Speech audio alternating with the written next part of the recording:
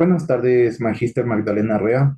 El grupo conformado por Pablo Amagua y River Quimbiamba van a hacer el análisis del discurso proclamado por el exalcalde Jaime Nebot en Guayaquil el 24 de enero del 2008, para lo cual vamos a ver y observar el siguiente video.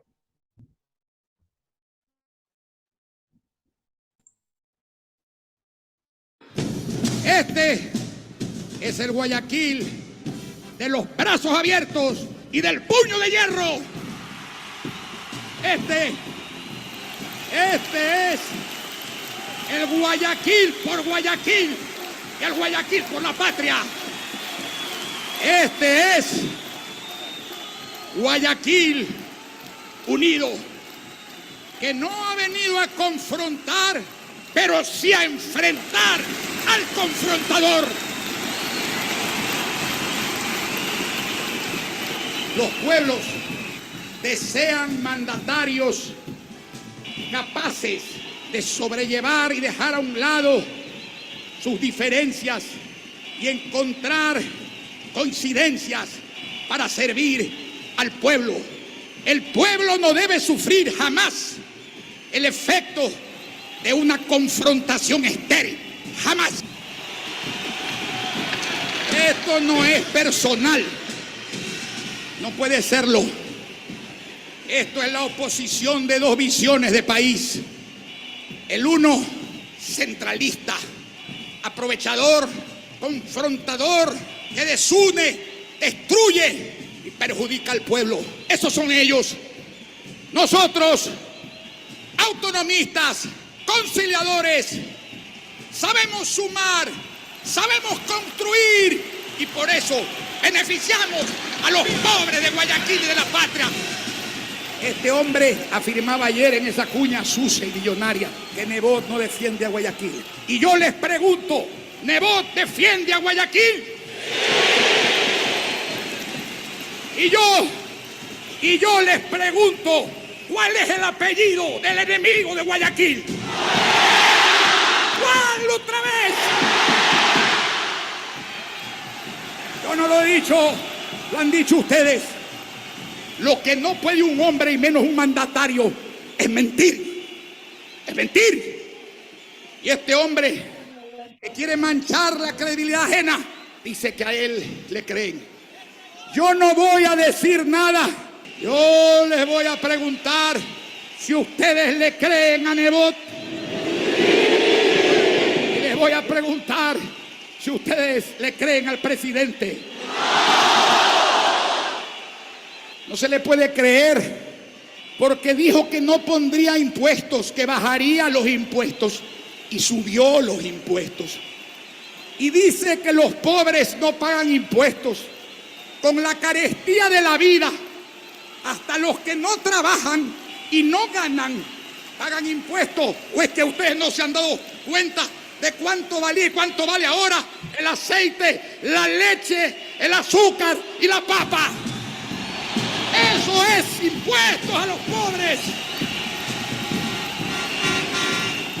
Y cuando se para la economía y cuando los negocios actuales no crecen y cuando no hay nuevos negocios, se genera la posibilidad de desempleo. Y yo pregunto, ¿dónde van a trabajar?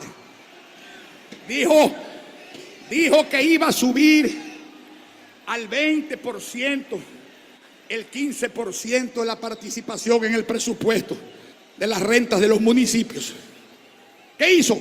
No solo no subió al 20%, no respeta el 15%, está bajando el 15%, está quitando las preasignaciones a las universidades y a los municipios. Se dijo autonomista, es un centralista rabioso. Dijo que iba a unir a los ecuatorianos. ¿Qué ha hecho? No le basta con la lucha de clases. Desde antes de ayer quiere poner a las ciudades pequeñas contra las ciudades medianas y contra Quito y Guayaquil. Divide y destruye en vez de construir y de unir. Dijo que amaba a Guayaquil, persigue a Guayaquil y ahora quiere retasear a Guayaquil liquidar a Guayaquil. Hizo una cadena truculenta. Saca como que se hubiera descubierto el agua tibia. Una frase que no me quita credibilidad, me la da. Porque yo digo la verdad. Hasta el 25 de julio del 2007 había cumplido con los compromisos económicos. De allí para acá ha atentado contra las rentas de Guayaquil, ha perseguido a Guayaquil. Para mí la pobreza no es una estadística. Para mí la pobreza tiene rostro. En cada casa pobre hay rostros humanos. Niños pobres, ancianos pobres, jóvenes pobres, mujeres pobres, hombres pobres. A ellos sirvo con entrega y voluntad todos los días.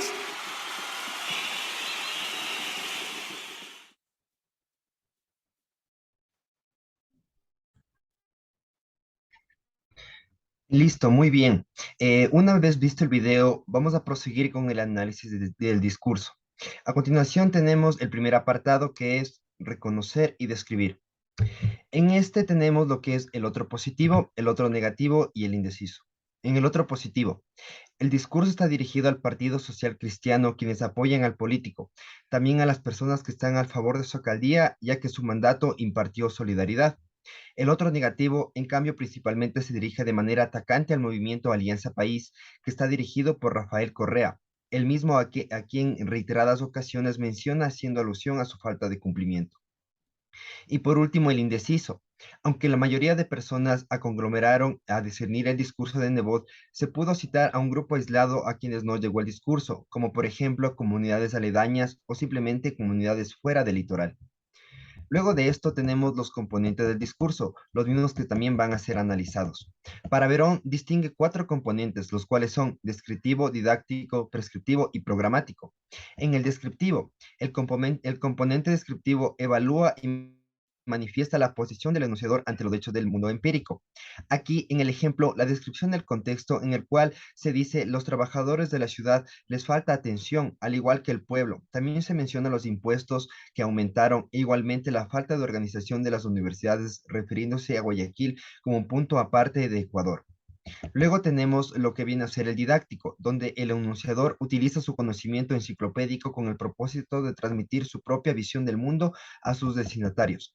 Aquí él menciona el totalitarismo como recurso de frase prepotente y la frase autonomía es tomada en cuenta como libertad. El político se lava las manos cuando pregunta al pueblo quién es el enemigo de Guayaquil, a lo que ellos responden Correa. Es decir, que su palabra les confunde y hace proferir pensamientos ajenos. Luego tenemos el prescriptivo o interpretativo, el cual expresa la intención del enunciador de que los sucesos del mundo empírico se ajusten a sus palabras. Aquí, en cambio, utiliza frases que hacen alusión a la camaradería, como por ejemplo, este es el Guayaquil del puño de hierro, ya que su simbología es dar a entender que la ciudad es un solo brazo fuerte donde todos se unen para luchar contra el opresor.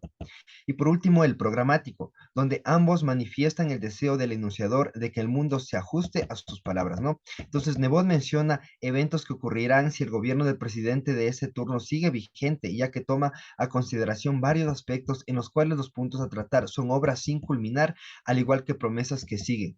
Nebot ha aplazado el avance y el país sigue generando más controversia.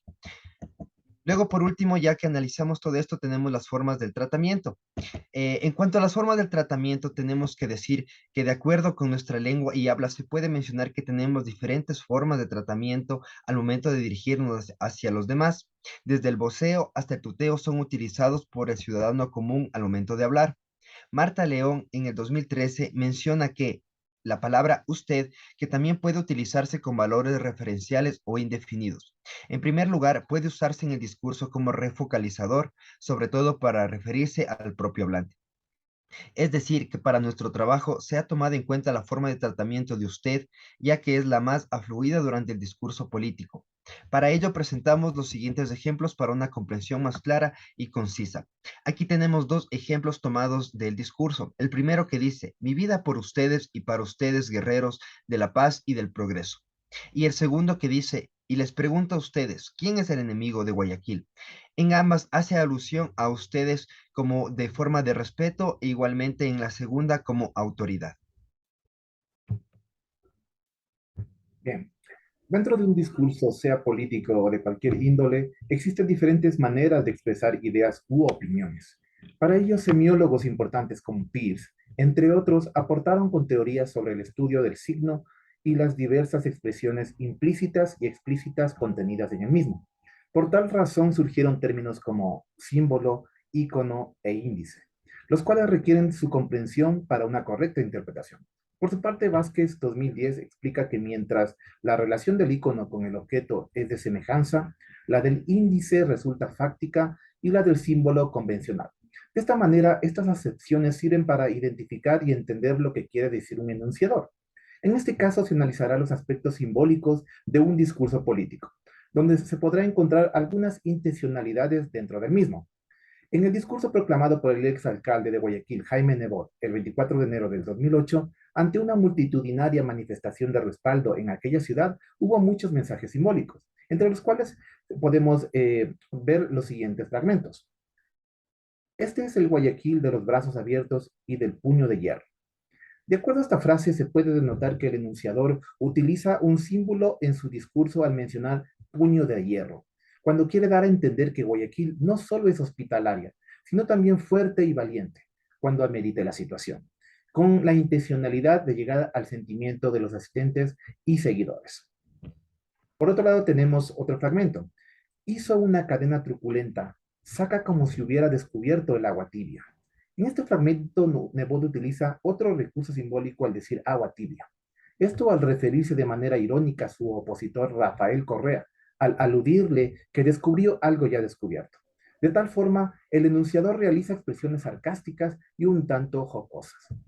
Por último, vamos a analizar otra frase. Señores asambleístas, no jueguen con fuego, se van a quemar.